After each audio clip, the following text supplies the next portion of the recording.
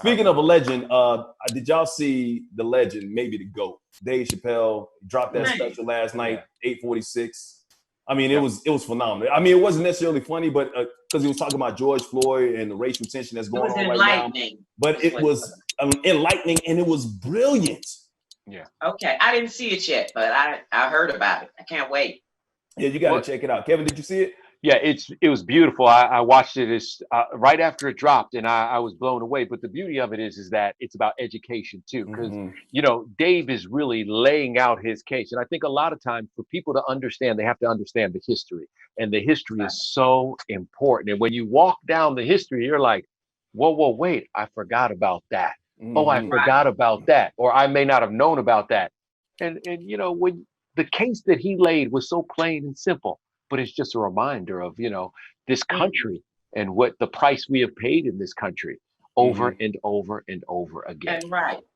And it will continue on, I do believe. I mean, we've had so many. You guys, I don't even know if you guys remember that guy in Texas. They dragged. Oh, yeah. Yep. Bird. His last name was Bird. And George Floyd got more recognition than this guy. Nobody even really...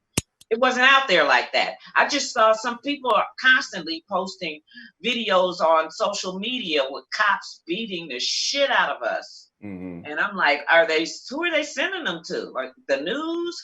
Who's policing the police? Yeah, that's the big issue right now when it comes to that. And that's why they want to defund the police and kind of put those resources elsewhere and maybe reform the police department to get some of those bad cops out of there and replace them with some good cops. And they need to change the system first and foremost. But like you said, Kevin, they need to call Olivia Benson and get her in there so she can help them, get their shit together. That's what they need to call. So that's on Law and Order. Yeah. Okay. I like who's Olivia. I was like, what? Yeah, okay. I thought that for a second. I was like, there must be another. You're not talking about the Law and Order. I thought it was a congresswoman. I'm like, damn, did I vote for her? Those are good cops on Law and Order. Oh shit. Or Chicago PD, either one. IC could come along with it, but like you said, Kevin, he was talking about the history of racism and how like some of the cops, the military members. Damn it. We'll have all kinds of technical issues tonight. That's cool. But we're talking about how the history of what's been going on, race relations, and how even some people that served in the military became cops and actually turned on like Chris Dorner. It was a great story that he told about Chris Dorner, because we forget. And, what they don't know about the Chris Dorner story is the backstory of how he turned into the man he became, that, he was this fugitive that was hunted down for shooting police officers. But people don't tell the backstory of how he tried to stop another cop from beating on people. And when he did that, he was basically ostracized by the police force. And from there, it changed him. And he turned on the police. But historically, you see these stories over and over again. I think that, we need to take kind of a cue from what happened in Camden. In Camden, New Jersey, they flipped the police force. Right.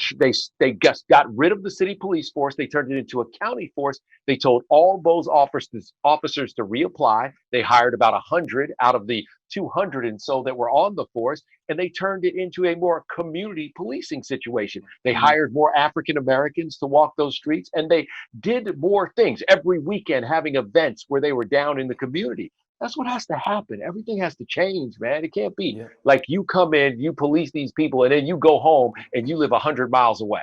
It's crazy.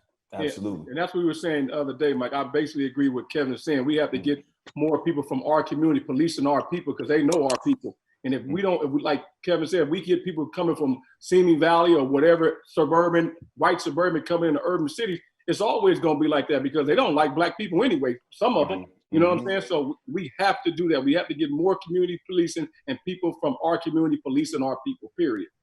We lost Melanie. We're going to try and get her back shortly, but continue to watch the Mike and Donny show. And you brought up Camden, and that's a really good example, Kevin, because before that happened, Camden was one of the highest crime areas in the nation. I mean, it was like a murder capital out there in the nation. But since then, crime is actually down 50%.